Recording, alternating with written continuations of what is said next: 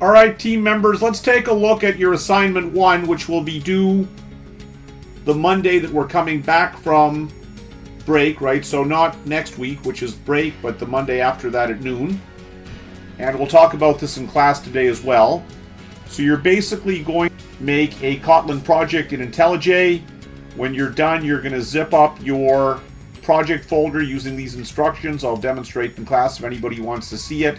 Save it using the standards of student name, student ID, and upload it to our LMS, our course webpage, right? So that's that. So we're going to be covering the stuff we've done in class this week, creating Kotlin classes with methods and properties, passing objects between classes as parameters on the methods.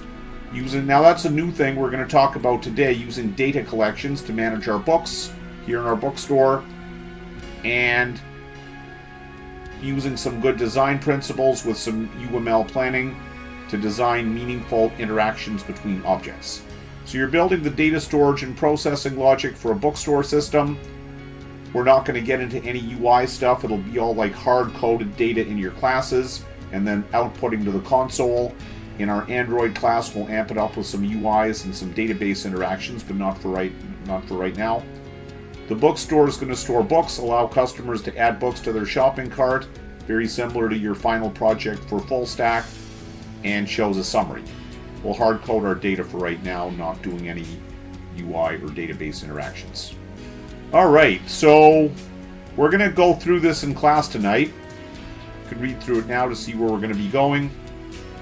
We're going to be studying data collections. We haven't done that yet, but not too hard, just basically, well, you're going to see the code in a little while in the class. So you're going to add books to inventory. Right, so you're going to construct a book object. You're going to make an inventory object and say add that object. Remember, towards the end of yesterday's class, we were talking about moving object references around in data collections, like arrays. We're going to have a search function. Now, I don't believe we have yet talked about the concept of optionals. I'll get into them tonight, but basically optionals is a thing Kotlin has to accommodate stuff we're going to need in Android, so we're talking about what the optional does.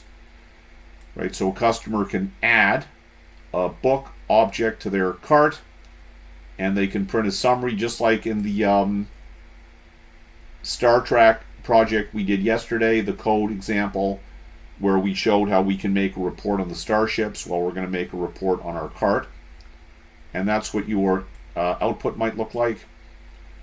Right, so you're going to be now you don't have to do it exactly this way, right? If you want to get creative and more imaginative in how you factor your responsibilities, right? Think about the core responsibilities you need. Well, they're right there in your use cases. You have to add books to inventory, which means you're going to, in terms of lexical analysis, a lexical analysis of this would tell us we're going to need a book object,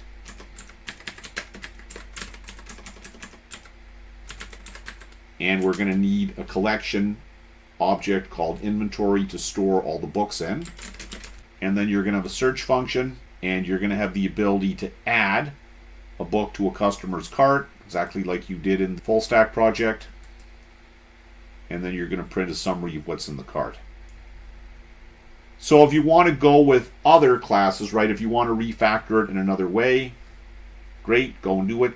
I'm going to show you one simple way, but there's many ways to solve any type of a programming problem.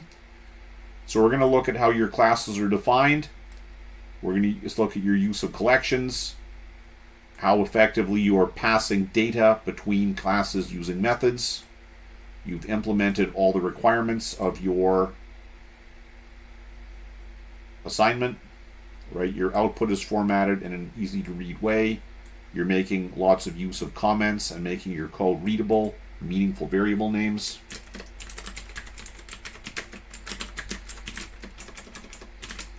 And function names.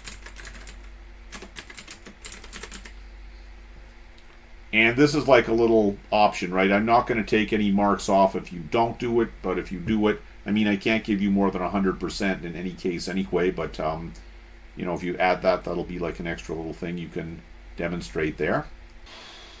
So here's a table showing how each class in our bookstore app is going to adhere to the knowledge principle, the GRASP principle. And here's an example of one possible way it might run. Right? There's other ways you can do it, but here would be one way. So we've gone ahead and set ourselves up in IntelliJ. We're going to run this program now. Now, I've chosen to do it here all in one file. You could put it in separate files, which would be kind of a good practice. I'll demonstrate that in class. But everything now is running out of main. And if we run our code,